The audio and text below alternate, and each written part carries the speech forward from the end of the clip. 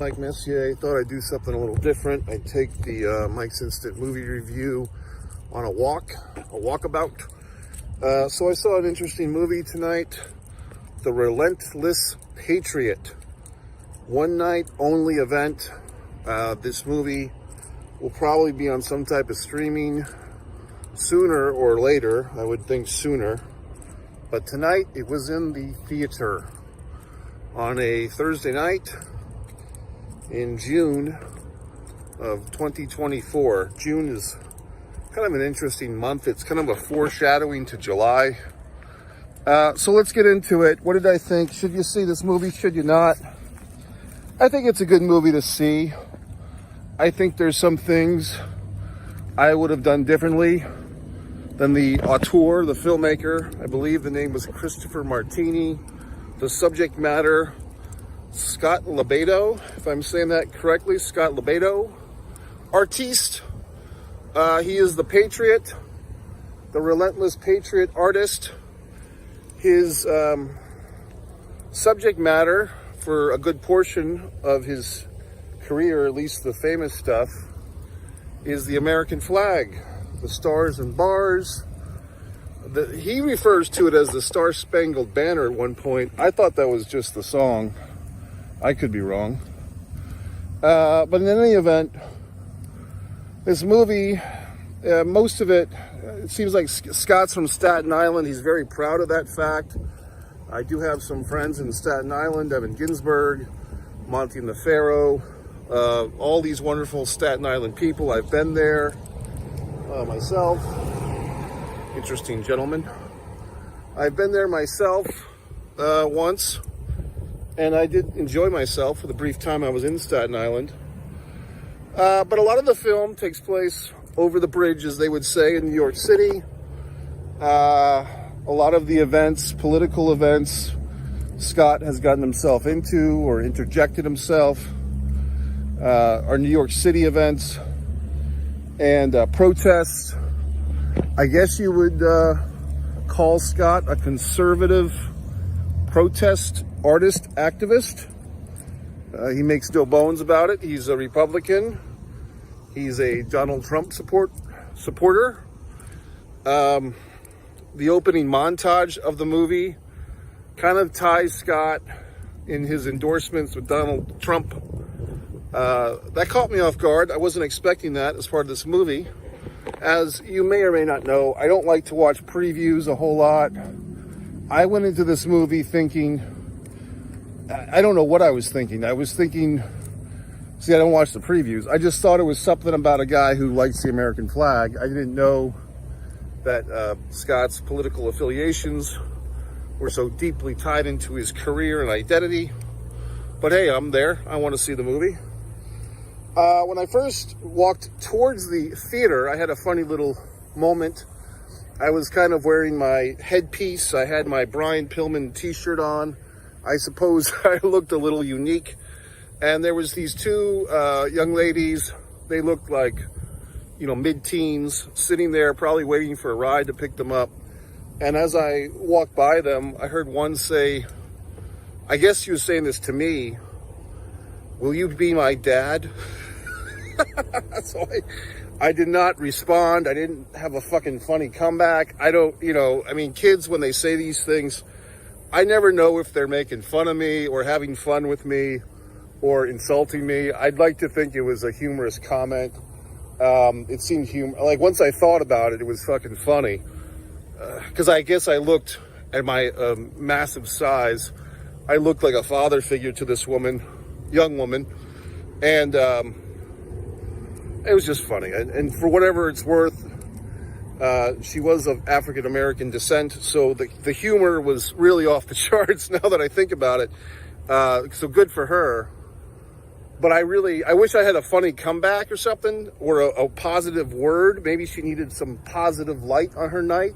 I didn't have anything. Like, there was no comeback for that. It was just funny. But who knows? Maybe it was poignant. So anyway, going back to Scott, once I got into the auditorium, see, I always decipher. See that? The building itself is the theater. I call each room an auditorium. That's how I decipher these things. The auditorium, first off, I was the only one in this auditorium for this exact film. I think most of the movie, like today is Thursday, so there's some new movies starting. I think, what's her name? Elaine from Seinfeld has a new movie starting tonight. Julie Louis-Dreyfus. Bad Boys is still doing well. There's Inside Out 2. This movie kind of got lost in the sauce a bit. I was the only person in the auditorium for this presentation. And I also noticed this movie was not playing in other states. I was trying to reference a friend of mine to see in Massachusetts, but it was not playing near him. When the movie started, and also during the previews, I noticed the volume was not very loud. It was passable. I could hear it. It just wasn't comfortable. Now, a normal asshole would just sit there in the theater and just silently be miserable, and just after the movie ended say, oh, I couldn't hear anything. I'm the type of asshole, I'll get out of my goddamn seat, I'll walk down the aisle. I had to wait patiently. There was nobody at customer service. The young man taking the tickets or zapping the phones had a lot of customers to zap. And so I waited patiently and I alerted him of the audio issue. He said, I'll ask if they can fix it. He got on his little walkie-talkie. I went back into the auditorium, and within about 3 minutes, the volume was properly raised. I don't know if I missed anything vital. That scenario probably cost me 4 minutes of the movie. That's the downside of being the type of person that respects audio, respects the viewing experience. I want to hear the fucking movie comfortably. I don't want to strain to hear the dialogue and so forth. If there had been other patrons in the theater auditorium, which there were not in the auditorium, I would be doing them a favor. But in this case, I was only doing myself a favor. I get back into the screening. I do like when I'm the only person in an auditorium. I feel like I have a private suite, a private viewing. Here's my things with documentaries. I've said this before, I'll say it again. Conflict. That's the most missing ingredient to documentaries. Even an otherwise well-made documentary like this one, a very interesting personality profile, I do feel like Scott's story has tons of conflict. He's a married man. We really don't get into his personal life. I believe he has a younger brother who at one point wanted to go on one of Scott's road trip adventures, and Scott said he wouldn't let him go with him. There seems to be some lone wolfness to Scott, I think could be explored. The political stuff, you know, Scott's been arrested or detained by the police several times for his activism art. I would have liked to have gone into deeper depths with that. They do scratch on it, they just don't really dig. Also, you know, Scott's a Trump guy, that's his prerogative. I would have liked to have seen Scott's emotions and visceral reaction to January 6, 2021, the Capitol riots, whatever you want to call it. Some of Scott's, you know, emotions and his defense, and I share this with him, of the American military and the American police. The American military and the American police are very dear to Scott's heart. I respect that. I would have liked to have seen Scott's, you know, thoughts or reactions to January 6th. Did that situation conflict? You know, if Scott, which I do believe him, is such a patriot and so forth, I believe at least one U.S. police officer was killed during the January 6th riots, which, you know, you say what you want, but to me, Trump provoked that situation. At least he didn't do everything he could to prevent it. And I feel like Scott's, you know, how did Scott stand on that once that situation broke down? Of course, we may not get that because Rudy Giuliani is basically the second from the top talking head in this film. Giuliani actually sounds pretty good in this movie. He sits at a desk. He just talks about Scott for the most part, and Scott's role in things. And Giuliani looks, very official and all that. But I guess that being said, you're not going to find anything in this film that shows any type of conflict within Scott of his support of Trump. But what I really enjoyed, because that Trump stuff really bookended the movie, like the first 5 or 6 minutes and then maybe the last 20, I found the stuff inside of that more interesting. And Scott has a lot of good quotes, a lot of good sound bites. A smart guy. And he does have that New Yorker thing where he swears all the time and fucking, everything is fucking. And it's fun to listen to a New York guy say fucking a lot. It's just good. Like, New Yorkers are good swearers. They swear well. They curse well. And, Scott, when Scott's talking, he just kind of like, you don't know when he's actually citing something in reality or he's just making some crazy shit up. Either way, it's highly entertaining. If you've ever seen, when I was a young man, I saw Eric Bogosian in New York City do a one-man show called Sex, Drugs, and Rock and Roll. And just that agitated, mid-sized, 5'8", ethnic New Yorker who swears is just a great, like, 10-hole American to me. So Scott LeBedo fits into that quite well. Interesting that they had a lady, the talking heads, they had like Scott's wife, some friends, a brother, and a former girlfriend, which I thought was interesting. I think it might have been interesting to, hear the former girlfriend. Is there an interesting story perhaps of why she is a former girlfriend? Is Scott too intense for her, or was he too intense? I feel like, once again, when these documentaries that are kind of like personality profiles, and I've said this about many films, biopics and so forth, when the filmmaker is trying too hard to protect or to, make the subject matter look good, it's good for the subject matter, but it's not necessarily good for the audience. I feel like we could have gotten into some of the dark side of the eccentricities of Scott. He does admit he's a heavy smoker, he's a drinker. Let's go down that path, shall we? Let's walk that aisle. Let's explore his addictions, or close to addictions. Basically what I'm saying is it's kind of a shine piece, you know what I mean? It's kind of a, hey, this guy is so awesome and so great, and okay, but what else do you have? You know what I mean? But I liked his art for the most part. I think Scott's a cool guy, and he's done a lot for communities. The veterans really love him. He's gone to every U.S. state and painted a giant U.S. flag mural. That was really interesting. And I think Scott has a good heart.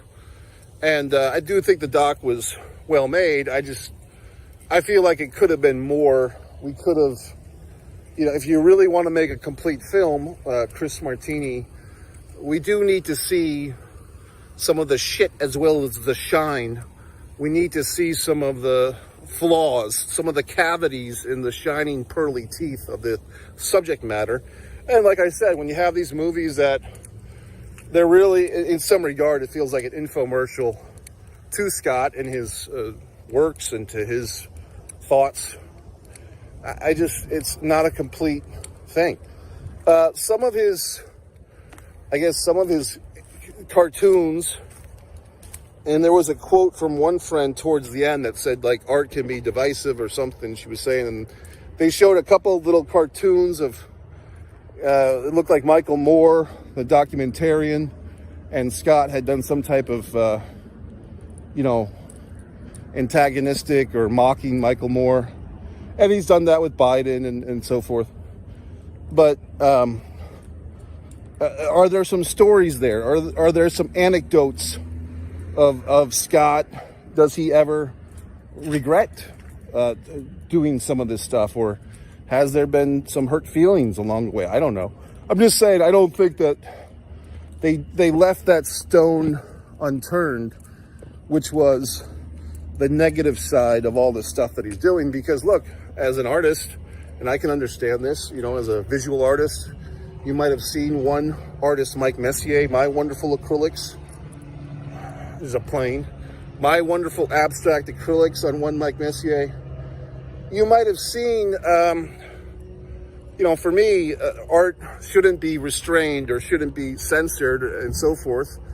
But I would like to see more of a conversation in this documentary about some of perhaps negative stuff, or people that were opposed to Scott. You know, some of these talking heads that were so pro-Scott, we could have replaced 2 or 3 of those with some anti-Scott guys. You know, if you want to paint a picture, then paint with all the colors, okay? So anyway, The Relentless Patriot, I do give it a thumbs up. I do give it probably 3 out of 5. I was more intrigued by the subject matter, Scott himself, than I wasn't. And I did like all the footage from the 90s and so forth. And they did do a good job with the archive footage and seaming it all together. I just feel like it was not a complete picture because, you know, conflict, man versus man, man versus nature, man versus himself. I'm not really sure watching this, you know, man versus the system, it felt like, but I feel like of all the conflicts we could have had, the man versus himself, like Scott's own inner turmoil, and just looking at the guy, you know that there's something there. I mean, like I said, he said it himself. He does smoke a lot. He does, you know, drink a lot. He swears a lot. He's one of these edgy guys that's just like a tightly coiled guy. He even goes into this thing about the rattlesnake. The rattlesnake is you can only find it in North America. That was interesting. Scott has a nice quote where he says, hate the war, don't hate the soldier. Hate the war, don't hate the soldier. I haven't heard it so succinctly, but I agree with that. I mean, a lot of the stuff that the guy is saying, I agree with. I just feel like if you're going to make a doc, if you're going to be in there for an hour and 40 or 50 minutes on a human being, we need some warts. We need some warts on the fingers, Martini. You know what I mean? We can't just say how great this guy is and what a patriot he is and shish boom ba. Okay, well, now I know who Scott is. But as far as a film just being a film on its own, I don't know if this film stands up as a great documentary. I mean, you know, and there's different types of documentaries. Look, Michael Moore, his documentaries are often criticized by film pundits, documentary film pundits, saying that Michael Moore goes into a documentary with an agenda. You know, he's trying to prove a point about healthcare or about guns or about, you know, water or whatever the fuck, or the car industry in Flint, Michigan. So he goes in kind of with an agenda to make a point, and then he does whatever he can to make his point. And with this movie, it kind of falls into a similar trap, which is we're going to introduce the world, or at least people that don't know about Scott, to him and to his art, but we're going to paint a very favorable picture. And I need some negative space, Martini and Scott. I need some negativity to really endorse this film totally. But, you know, that's just me. I mean, I have high standards for this thing we call film, we call cinema. So anyway, folks, like I said, reflecting upon the evening, I wish I had a snappy comeback for that young lady and her friend that asked me to be their father, or just the one. Funny, you know what I mean? It's like, are these kids making fun of me? Are they making fun with me? You know, humor, or it's poignancy. Who the fuck knows? I mean, but the audio, I fight for the audio. Okay, just like Scott fights for America, I fight for good audio. MikeMessier.com, Fight or Play Basketball, my artwork on one artist, Mike Messier, one Mike Messier for your Mike's Instant Movie Reviews, one Pro Wrestling and Sports Fan YouTube channel, my films, one man and a camera.